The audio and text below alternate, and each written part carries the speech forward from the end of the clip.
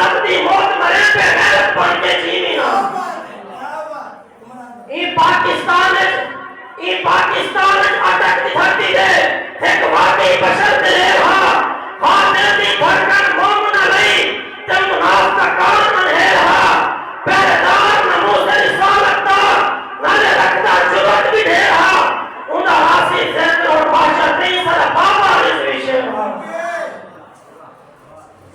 आज लोग ये समझते हैं और पाकिस्तान के एजेंसियां भी समझती हैं कि हम लबैक वालों को और दीन वालों को नहीं आने देंगे।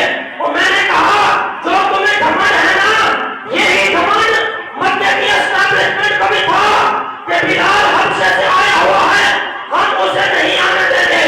फिर बिलाल आजाद भी हुआ, बदर में भी गया, ओहद में भी गया, खंदक में भी गया, मुस्तलिफ में भी गया, हुनैन में भी गया, खैबर में भी गया। मक्का फतह हुआ,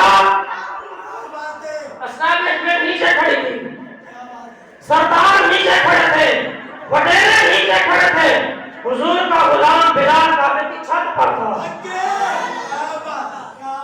रोका बिलाल को भी बड़ा था, रोक हमें भी बढ़ा रहे हैं, रुका बिलाल भी नहीं और रुकते हम भी नहीं इंशाअल्लाह।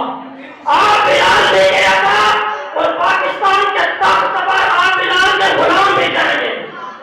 ऐसा भी वक्त आएगा दोनों मकान को लीन करेंगे और जो भी कहेंगे हम दीवाने अहले क़ियास तस्लीम करेंगे और आपकी बार हम गुलशन वाले अपना हिस्सा पूरा लेंगे। क्या तुम्हें दीवाने दुनिया को टिकाकर दम लेंगे, इज्जत से जिए तो जी लेंगे या जान शहादत पी लेंगे।